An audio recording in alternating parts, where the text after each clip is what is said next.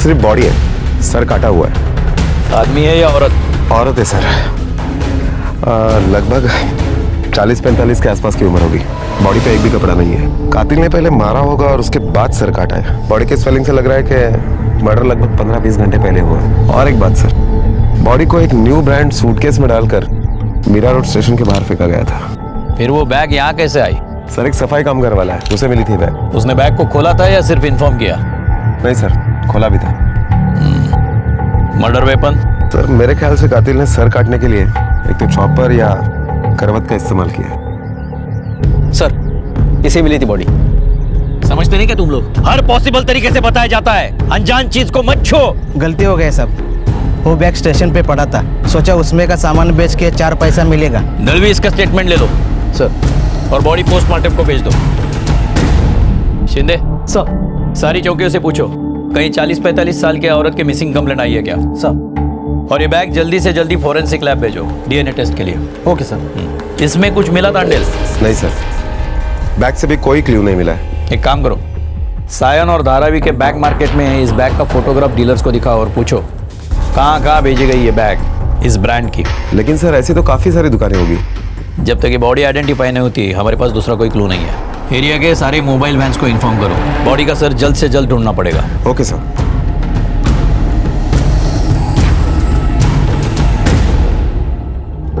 चेहरा इंसान की सबसे बड़ी पहचान। मुंबई पुलिस को मिली थी इस बार बिना पहचान वाली, बिना सर वाली लाश। किसी ने एक औरत को बड़ी बेरहमी से मारा था। उसके सर को शरीर से अलग कर उसकी लाश को सूटकेस में डालकर फेंक दिया गया था। सरकटी लाश और सूटकेस, जो भी था पुलिस के हाथ में वो बस इतना ही था। पुलिस के लिए यह लाश जैसे एक पहेली बनकर सामने खड़ी थी। उन्हें यह भी नहीं पता था कि यह कत्ल मुंबई में किया गया था या फिर मुंबई के बाहर से आकर इस बैग को फेंका गया था।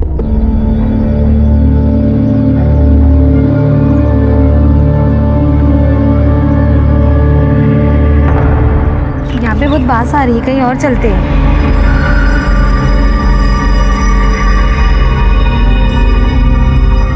शायद उस बैग से आ रही है। मत जाओ वहाँ पे, चलो यहाँ से। रुको ना।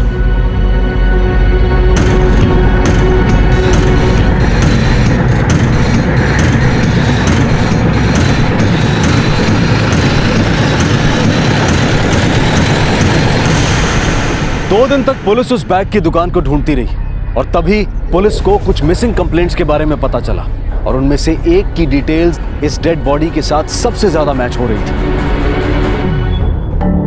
आपने शांतिनगर पुलिस स्टेशन में मिसिंग कंप्लेंट दर्ज की है? जी साहब। कौन है मिसिंग? मेरा भाई और उसकी फैमिली, 3 लोग हैं साहब।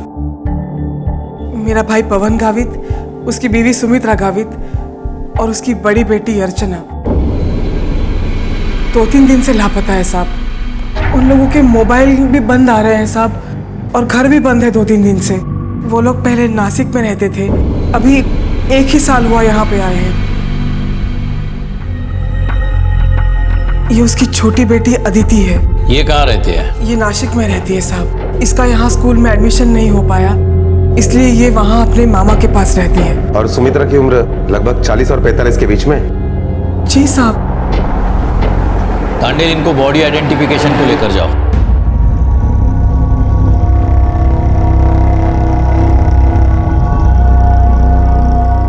आइए।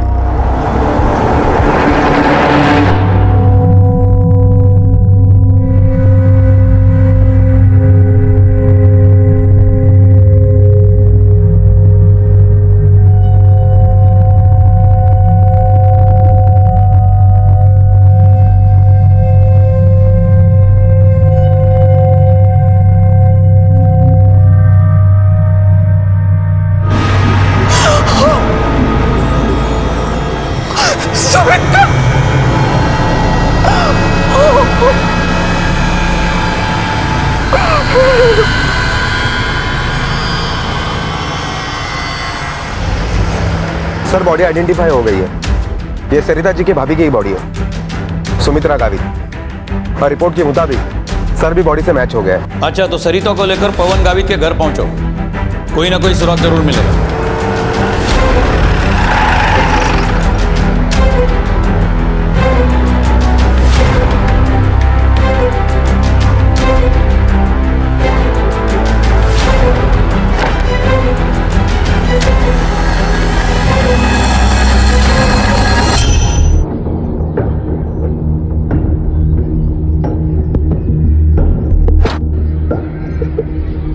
दरवाजा खुल गया। आप लोग बाहर ही रुके, शायद हमें अंदर ऐसा कुछ मिले जो ये लड़की देख ना पाए। आप यहीं पे रुकिए। रणवी, तगड़ा घर नीट तपासा, कुछ भी निशान, कुछ भी सुराग, कुछ भी धब्बा मिलता है ध्यान से देखो। शिंदे वर्जा।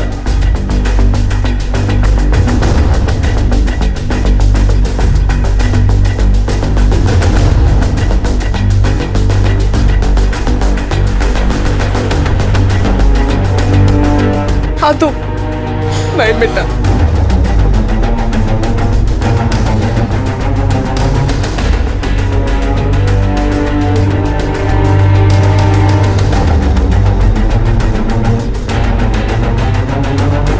रवि, खून के सॅम्पल लो.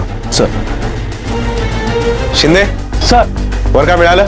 नाही सर. एक काम करो, फॉरेंसिक टीम बुलाओ. साइट ऑफ क्राइम है, घर सील करना पड़ेगा. Yes sir.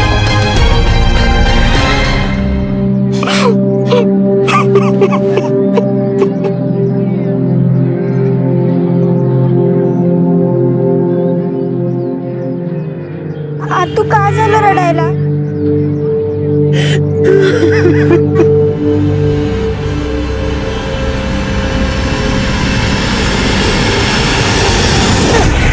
अदिती, अरे सुन ना, ऐक तू मस्ती नाही करायची. ऐकायचं, ऐक बाळा, असं नाही करायचं. आईला त्रास नाही द्यायचा. सुन. अरे बाप रे. अरे कितना तंग करती है तू, और इतना बड़ा चॉकलेट एक साथ खाएगी तो दांत खराब हो जाएंगे तेरे. चल अभी इसे रख दे, ठीक है, बाद में खाना. पण आई मुझे खाना है. एक सेकंड. घे, आई तुला भरवते. ओके.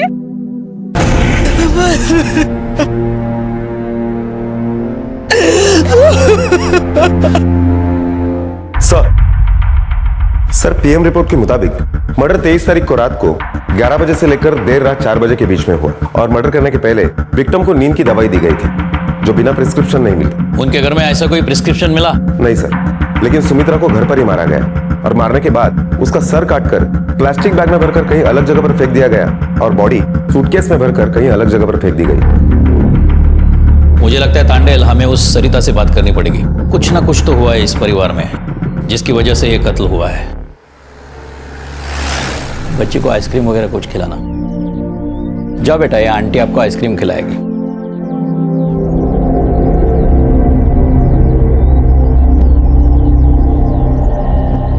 सुमित्रा जी, आपके भाई का मिजाज कैसे था? मतलब गुस्से वाला था या? नहीं साहब, बिल्कुल नहीं, एकदम सीधा साधा है मेरा भाई. तो वो नासिक से मुंबई शिफ्ट क्यों हुए? क्या बताऊं साहब, इस सब के पीछे उसकी बीवी सुमित्रा है. उसी के पापों का फल भुगत रहा है मेरा भाई. पता नहीं अभी कहाँ होगा, किस हालत में होगा. ऐसा क्या किया था सुमित्रा ने? खूब कटकटी बाई होती. उधर नासिक में थी तब भी बहुत कटकट करती थी. उसको शुरू से ही मुंबई में आकर रहने का था. फिर जब मेरा भाई उसको मुंबई रहने के लिए लेकर आया तो यहाँ की चकाचौंध देखकर पागल सी हो गई थी एकदम. जब देखो तब इसे कुछ न कुछ चाहिए रहता था. मैं कब से आपको बोल रही हूँ, थोड़े से पैसे दो ना मुझको. अरे सोने का भाव मालूम कितना कम हो गया. थोड़ा सा सोना खरीदना सोच रही थी मैं. इतना पैसा नहीं है मेरे पास. एक तो महीने का इतना खर्चा पूरा नहीं हो पाता और तेरे दिमाग में इतना क्या भरा पड़ा हुआ है? तुम्हारे साथ में शादी करके फंस गई मैं. पता नहीं कौन सी मनुष्य घड़ी पे तुमसे मुलाकात हुई. नशीब फुटलं माझं. तो देर कहाँ हुई है, तो जाओ ना, छोड़कर मुझे. का तेच म्हणते मी, तुम्हाला तेच पाहिजे ना. क्या ना, मैं छोड़ के चली जाऊंगी तो तुमको छुटकारा मिलेगा. ऐसी एक चीज मुझे बताओ जो मैंने तुमसे मांगी और तुमने मुझे प्यार से ला कर दी. छोटी छोटी चीज के लिए तरसा के रखा है तुमने मुझे. मुलगी लग्नाला आली पण तुझा सोच काय गेला नाही. तेच म्हणते मी, पोरगी लग्नाची झाली लेकिन आज तक मुझे सुख नहीं मिला और ना कभी तुम्हारे साथ मिलेगा मुझे.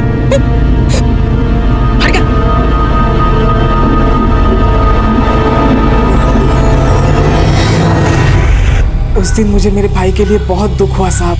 बेचारा इतने विश्वास से घर से बाहर जाता है, इतनी मेहनत करके अपने परिवार को पालता है. आणि ही जी असली थेरा. और ऊपर से उसकी बड़ी बेटी अर्चना ने भी गुल खिलाए थे. मतलब साफ है बाबा, मुझे जावेद से ही शादी करनी है. एक ठेवून देन ना मुस्काटा। हो काय करताय तुम्ही? सब प्यार व्यार भूल जाएगी। जवान बेटी को मारोगे? अगो पहले इसको बोल अपनी जवानी पर काबू रखे। तू थाम भाई, तेरी शादी वही होगी जहां हम तय करेंगे। तुम्हें शांत हुआ बरं। बाबा लेकिन मैं उसे अर्जुन तू गाप ना, मैं बात कर रही हूँ ना तेरे बाबा से। और मी काय मुझे कुछ नहीं सुनना है, मैं इस रिश्ते के खिलाफ हूँ। जो भी आए कुछ भी कहे, मैं खिलाफ ही रहूंगा। आप समझने की कोशिश क्यों नहीं कर रहे? जवान बेटी के ऊपर आप अपनी मर्जी नहीं थोप सकते। तुझा डोका बिका फिर लाएगा सुमित्रा? तू क्या बोल रहे है, कुछ समझ में आ रहा है? मैं सोच समझ कर ही बात कर रही हूँ। वो जावेद का बाप दुबई से ये पैसा कमा के लेके आए, अपनी बेटी खुश रहेगी ना उसके यहाँ। हाँ, जहाँ पैसा देखा कि हो गई ये शुरू। मैं अपनी बेटी को पैसे के लिए नहीं बेचूंगा। ठीक कह रहे हो तुम भाऊ, हमारी बेटी इस तरह से कैसे किसी के तुम भी कब बस आओ, मजे मजे बोलो ना। ये हमारे घर का मामला है और हम खुद निपटाएंगे इसे। सुमित्रा, पवन क्या काम करता है? किसी प्राइवेट कंपनी में है वो, बहुत घूमने फिरने वाला काम है उसका। और सुमित्रा? सुमित्रा तो घर में ही रहती थी, हाउसवाइफ थी। अर्चना क्या करती है? अर्चना का बस अब कॉलेज खत्म होने को आया है। अच्छा, सुमित्रा का बस यही एक प्रॉब्लम था या और कुछ? किस मुंह से बताऊं मैं साहब, अभी पिछले कुछ दिनों से लोग उसके बारे में बुरा भला बोलने लग गए थे। क्या बुरा भला? मतलब यही कि उसका किसी आदमी के साथ चक्कर था। पहले तो मैंने इस बात पर बिल्कुल ध्यान नहीं दिया, लेकिन फिर एक दिन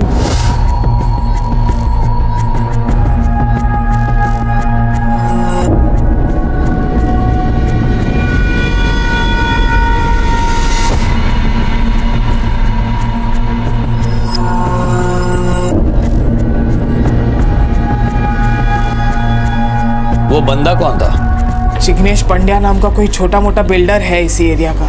क्या पवन को इस बात का पता चल गया होगा? हो सकता है, क्योंकि वो पिछले कुछ दिनों से एकदम चुपचाप रहने लग गया था। किसी से कुछ बात नहीं करता था, कहीं आता जाता भी नहीं था। पवन की कोई तस्वीर है आपके पास?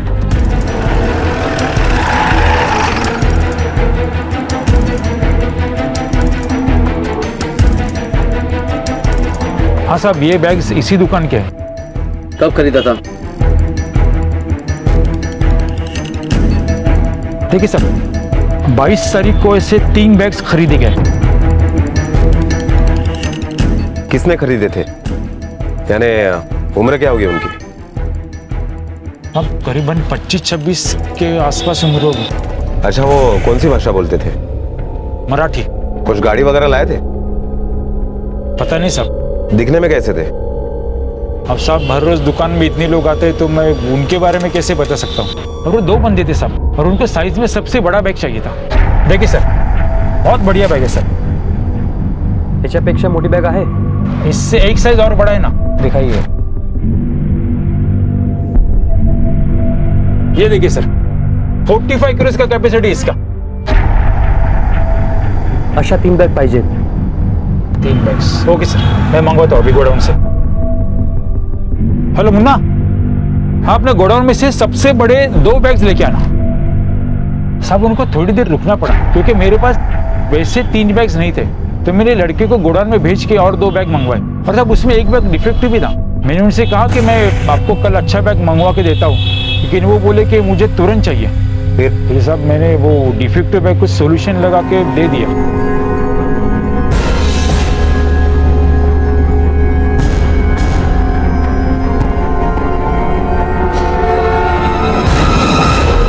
सर, ये देखिए, ये बैग चिपकाया गया है। ये देखिए। मतलब ये काम उन 2 लोगों का ही है। क्या खबर है? सर, ये वही दुकान है जिस दुकान से 22 तारीख के रविवार को उन 2 लोगों ने 3 बैग खरीदे थे, बिल्कुल एक जैसे, जिसमें से एक बैग डैमेज था। ये देखिए सर, और वो बैग उस दुकानदार ने चिपका के दी थी क्योंकि उन्हें वो बैग्स बहुत अर्जेंट में चाहिए थे। वो एक दिन भी रुकने के लिए तैयार नहीं थे। और इत्तेफाक की बात यह है सर कि ये बैग वही है। तांडेल, मुझे शक है कि ये काम पवन गावित का ही है। सरिता के स्टेटमेंट के मुताबिक उसके पास अपने बीवी की हत्या करने का मोटिव है। सर, लेकिन मेरी एक बात समझ में नहीं आ रही है, जब मर्डर एक हुआ है तो उन्होंने 3 बैग क्यों खरीदे? बाकी 2 बैग? एक तो अपनी बेटी अर्चना और उसके आशिक जावेद के लिए। मुझे जावेद से ही शादी करनी है। एक ठेवून देईन ना मुस्कटात. या फिर अपनी पत्नी सुमित्रा का आशिक जिग्नेश पंड्या के लिए. तांडेल, उस वेंडर को बुलाओ, उसे पवन की तस्वीर दिखाते हैं. नहीं साहब, ये नहीं है, ये तो ज्यादा है उनसे उम्र में. वो दोनों जवान थे इससे. स्केच आर्टिस्ट को बुलाना पड़ेगा. आपको दोबारा आना पड़ेगा उन दोनों का हुलिया बताने के लिए. अभी आप जाइए. ठीक है साहब, आइए. तांडेल, उन तीनों के कॉल रिकॉर्ड्स और लास्ट लोकेशन मंगाओ. अर्चना के रिकॉर्ड से उस जावेद का नंबर निकालो और इस जिग्नेश पांड्या को ढूंढना पड़ेगा. हाँ सर, सुमित्रा के साथ मेरे रिलेशन थे, मैं इस बात से इनकार नहीं करूंगा, लेकिन उसके मर्डर के बारे में मुझे कुछ नहीं पता सर, मैं सच कहता हूँ. आप दोनों पहली बार कब मिले थे? उनकी सोसाइटी की मेंटेनेंस मीटिंग में.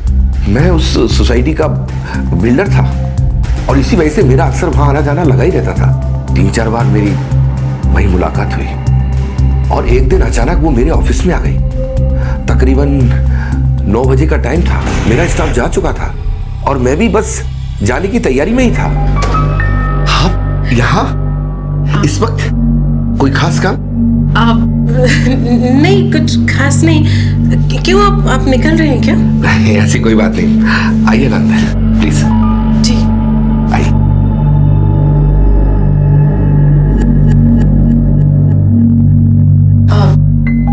बैठिए. जी कहिए. नहीं, कुछ नहीं, बस ऐसे ही. वो उस दिन अपने सोसाइटी की मीटिंग में जो कहा था वो. हाँ हाँ यस, याद है. अरे आपकी शर्ट तो बहुत अच्छी है. ऐसी कुछ खास नहीं, बस नॉर्मल ही तो है. हाँ, बात तो सही है. हाँ, लेकिन पहनने वाले के अंदाज पे निर्भर होता है. मतलब उसका अंदाज अगर अच्छा हो तो वो कुछ भी पहने सब अच्छा लगता है. हाँ, आपको मेरा अंदाज अच्छा लगा. मुझे आप अच्छे लगे. जी, क्या मतलब? मैं कुछ समझा नहीं. नहीं, कुछ नहीं, बस ऐसे ही. पानी मिलेगा? जी पानी. एक मिनट अभी देता हूँ. ये लीजिए पानी. जी.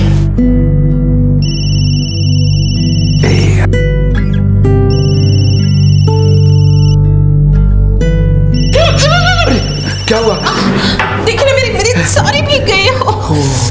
बाहर इतनी ठंड है और आपकी साड़ी भीग रही है.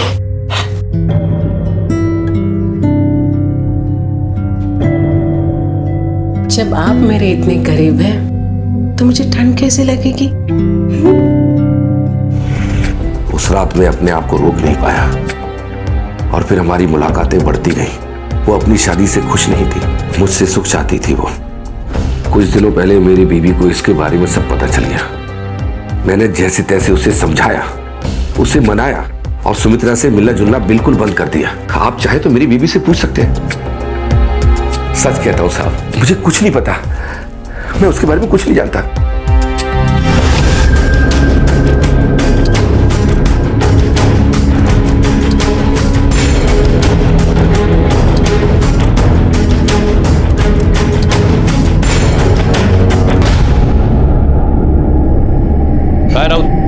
जमतेगा नहीं? नहीं सर, मुश्किल लग रहा है. ये ठीक से बता नहीं पा रहे हैं. 2 लोग थे, शायद इसलिए कंफ्यूज हो रहे हैं. जो भी है, दोनों स्केचेस आज ही फाइनल करके सभी पुलिस स्टेशन को भेजने हैं राउत. सॉरी, अब फास्ट.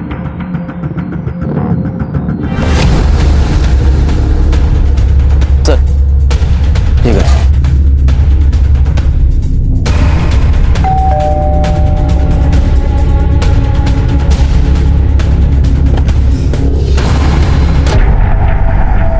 जी कहिए. जावेद है घर पे? जी नहीं. कब लौटेगा? पता नहीं, पिछले 4-5 दिनों से किसी दोस्त के घर गया हुआ है और अब तो उसका फोन भी बंद आ रहा है. क्या हुआ साहब? क्या किया है मेरे बेटे ने? किसके घर पे गया कुछ पता है आपको? जी नहीं, शायद मुंबई से बाहर गया हुआ है. बताइए ना साहब, उसने कुछ गलत तो नहीं किया ना? कि आप चिंता मत कीजिए, उसके कोई करीबी दोस्त का नंबर है आपके पास? जी, इरशाद का नंबर है मेरे पास। लाइए नंबर लाइए। जी अभी लाइए। जी लिख लीजिए।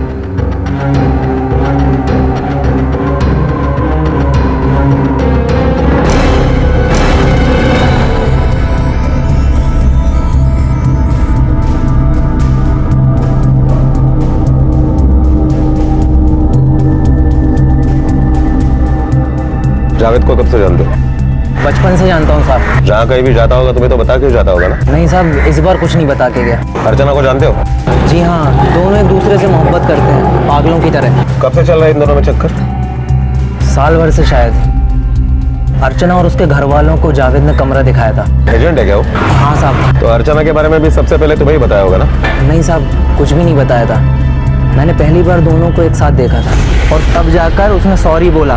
पता है, बहुत घुमाया। तू सुन रहा है? वो देख जावेद।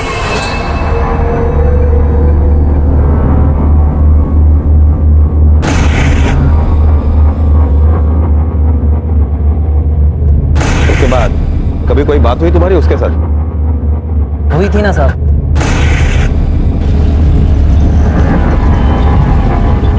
हाँ, अर्चना नाम है उसका और बहुत प्यार करता हूँ उससे। ऐसा वैसा तो प्यार नहीं, एकदम निकाह वाला प्यार। क्या बात कर रहा है? अल्लाह कसम, कुछ भी कर सकता हूँ उसके लिए मैं, कुछ भी। अभी कुछ 10-15 दिन पहले जावेद बेहद अपसेट था। मैंने उससे वजह भी पूछी थी। अरे तू यहाँ है? कब से ढूंढ रहा हूँ तुझे। क्या हुआ, क्या है तुझे? इतना टेंशन में क्यों है? अर्चना के घर वालों ने हमारे निकाह के लिए मना कर दिया। ये तो होना ही था जावेद। मेरी मान, तू अर्चना को भूल जा, इसी में तेरी भलाई है। पागल हो गया तू? मैं उसे नहीं भूल सकता, बल्कि भूलना भी नहीं चाहता। अब तो किसी भी कीमत पर मैं उसको पाकर ही रहूंगा, किसी भी कीमत पर। उसके बाद उसने मुझसे कुछ पैसे भी लिए। अर्चना और वो सोमवार की सुबह घर से भागने वाले थे। क्या? सोमवार की सुबह? हाँ साहब। पुलिस के लिए ये पहेली अब और उलझने लगी थी। पवन ने अपनी बीवी और बेटी से तंग आकर उन्हें और जावेद को मारा है, या फिर जावेद और अर्चना ने अपनी शादी के लिए सुमित्रा और पवन को मारा है। लेकिन सरिता के मुताबिक सुमित्रा को अर्चना और जावेद के निकाह से कोई एतराज नहीं था, तो फिर वो भला उसे क्यों मारेंगे? हर लम्हे के साथ पुलिस की थ्योरीज बदल रही थी, लेकिन इस चर्चा का अंत तब हुआ जब पुलिस को भायंदर के नवग्रह नाके के पास रेलवे ट्रैक पर एक और सरकटी लाश मिली, वैसे ही सूटकेस में।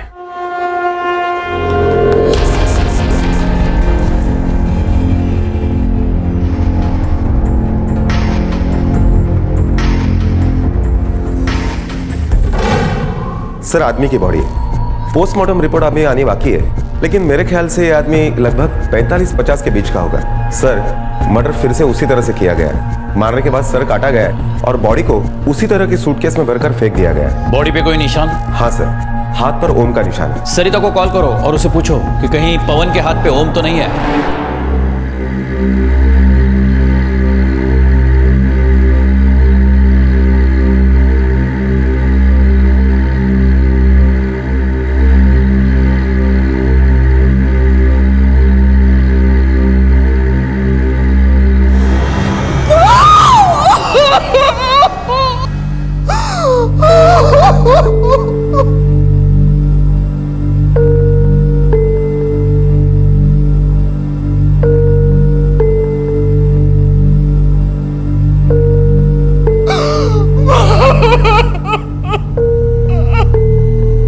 सर, मतलब जावेद और अर्चना ने मिलकर पवन और सुमित्रा की हत्या की है? हो सकता है। सर, फिर ये तीसरा सूटकेस किसके लिए? और जावेद और अर्चना भाग गए तो आखिर गए कहां? क्या उन्होंने शादी कर ली या निकाह कर लिया? सर, जावेद और अर्चना के कॉल डिटेल्स आ गए हैं। सर, सोमवार की दोपहर तक जावेद का मोबाइल लोकेशन शाहपुर दिखाई दे रहा है, नासिक की तरफ जाने वाले रास्ते पर, और उसके बाद वो बंद हो गया। और अर्चना का फोन तो रविवार से ही बंद है। इसका मतलब जावेद और अर्चना शायद साथ में ही है। मुझे भी यही लगता है सर। पुलिस को अर्चना के बारे में अब तक कोई सुराग नहीं मिला था, और जावेद जावेद शाहपुर क्यों गया होगा? सवाल कई थे लेकिन जवाब किसी का नहीं मिल पा रहा था। और फिर अचानक इस गुत्थी को सुलझाने वाली एक अहम कड़ी पुलिस के हाथ लग गई। सर जावेद का मोबाइल ऑन हुआ है और उसका मोबाइल लोकेशन शाहपुर दिखाई दे रहा है। वो मुंबई की तरफ आ रहा है। वेरी गुड, वो जरूर अपने घर लौटेगा। उसके घर के पास ट्रैप लगाते हैं।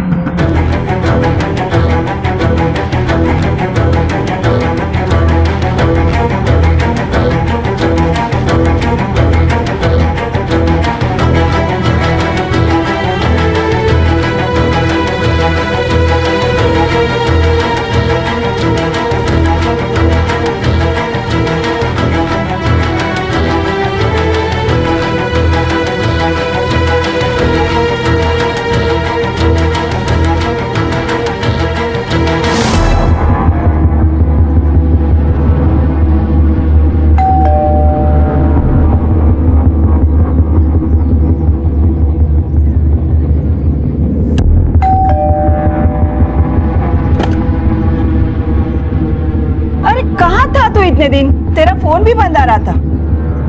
वो मैं अपने दोस्त के घर पे था। अरे ये पुलिस वाले क्या कर रहे हैं यहाँ? अरे जावेद! जावेद!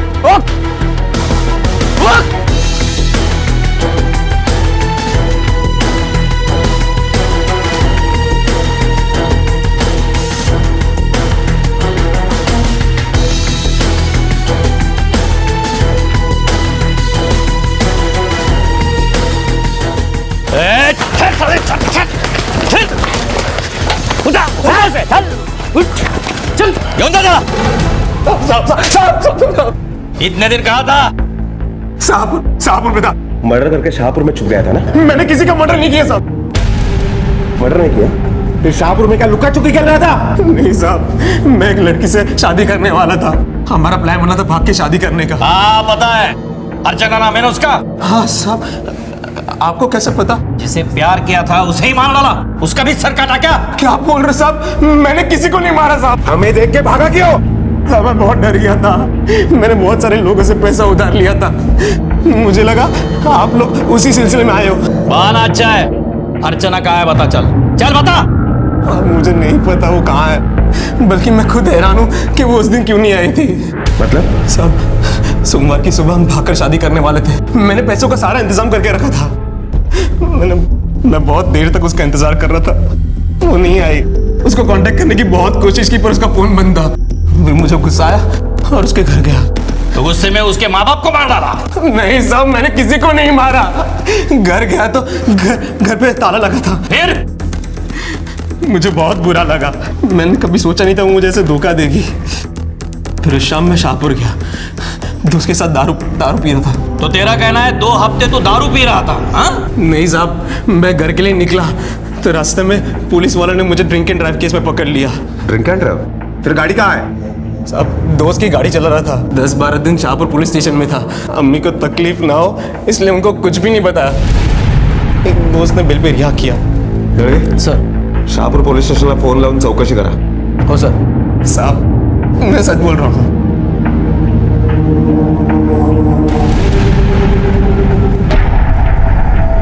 मेरा तजुर्बा कहता है कि ये सच बोल रहा है। सर शाहपुर पुलिस स्टेशन में मैंने फोन किया था। जावेद उस दिन लॉकअप में ही था, मंगलवार की रात से। आज ही छुट्टा है, इसलिए उसका मोबाइल बंद आ रहा था। सर अगर जावेद नहीं हो सकता है तो कातिल कौन हो सकता है? अर्चना खुद? क्योंकि अब तक उसी का ठिकाना नहीं मिला है, या कोई और? एक ही परिवार के 2 लोगों को बेहरे में से मारा है तांडेल। ये ऐसे मर्डर सिर्फ वही कर सकता है जो उस परिवार से बहुत ज्यादा नफरत करता हो। और ऐसी वजह सिर्फ जावेद के पास है। वो तो लॉकअप में था। लेकिन सर ये भी तो हो सकता है कि उसने किसी को कॉन्ट्रैक्ट दिया हो। लेकिन वो सुमित्रा को क्यों मारेगा? वो तो शादी के खिलाफ नहीं थी। तांडेल, इस केस में ऐसा जरूर कुछ है जो अभी तक हमारे सामने नहीं आया।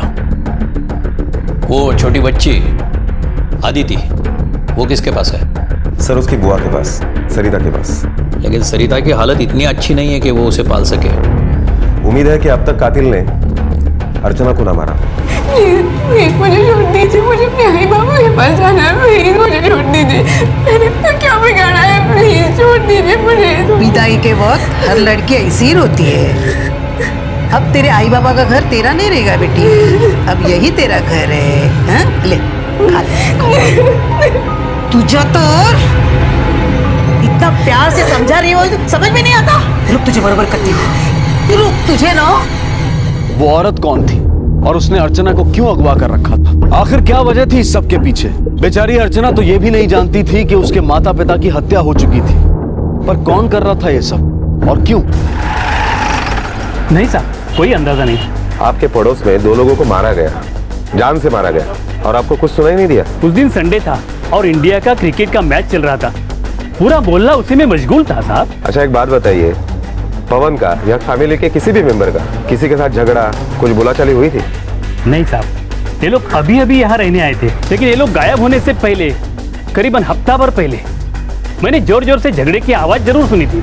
शायद कोई रिश्तेदारी था उनका। नाम बताया आपको? नहीं साहब, नाम तो नहीं पता, लेकिन झगड़े से लग रहा था पैसों को लेकर कोई मामला है। ऐसे कैसे नहीं देगा? पैसे तो तुझे देने ही होंगे। एक बार नहीं बोला तो समझ में नहीं आता है तेरे को? मुझे अगर मेरे पैसे नहीं मिले ना तो इतनी आसानी से तुझे छोड़ूंगा नहीं। भगुन घेन तुला। जा जा, धमकी दे रहा है? एक फूटी कौड़ी तक नहीं दूंगा, समझे? ये मेरे खून पसीने की कमाई है, तेरी अय्याशियों के लिए मेरे पास पैसा नहीं है। ये तेरी कमाई नहीं मांग रहा हूं मैं, जो बाप दादा ने कमाया ना उस पर मेरा भी हक है। तेरा हक है? हाँ, वो कोर्ट में देख लेंगे। चल निकल यहाँ से। हाँ अभी जा रहा हूं मैं, कोर्ट में देख लूंगा। जा जा, नहीं तो मैं ही धक्के मार के घर से निकालूंगा। मुझे धक्का देगा तू? हाँ हाँ, याद रखूंगा तुझे, और इसका हिसाब भी तुझे देना होगा। चल, याद रखना। बहुत ज्यादा गुस्से में था साहब वो। तस्वीर देखोगे तो पहचानोगे? जरूर सर।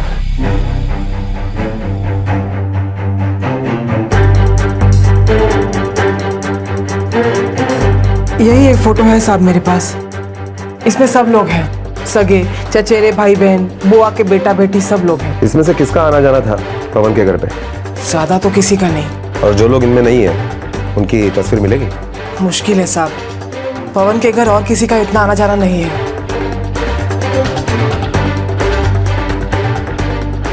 यही है ये? हाँ जी।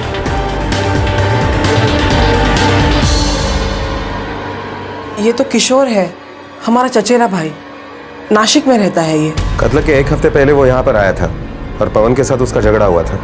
क्या? और पवन के अंतिम संस्कार में भी नहीं था ना वो? नहीं था साहब। दरअसल किशोर और पवन के बीच हमारी गांव की पुश्तैनी जमीन के लिए पिछले कुछ सालों से झगड़ा चल रहा था।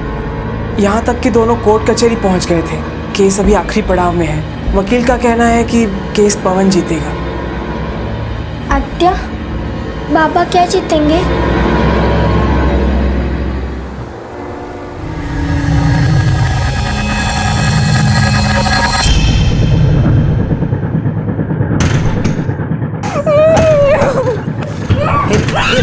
ले, ले।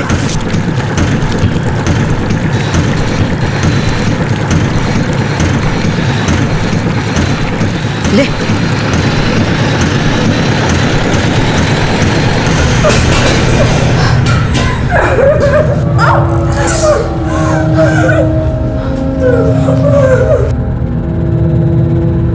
ये ले टॉवेल, पोंछ डाल और कपड़े उतार। सुना नहीं तूने?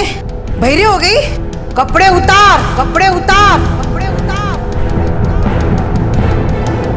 आखिर अर्चना के साथ क्या हो रहा था? वो किसके साथ थी? अगर जावेद सच बोल रहा था तो फिर सुमित्रा और पवन गावित की हत्या किसने की थी? अर्चना जावेद से मिलने की बजाय यहाँ किसकी कैद में फंस गई थी? पवन के भाई किशोर का इस पूरे मामले में क्या हाथ था? क्या वो औरत और किशोर एक साथ थे?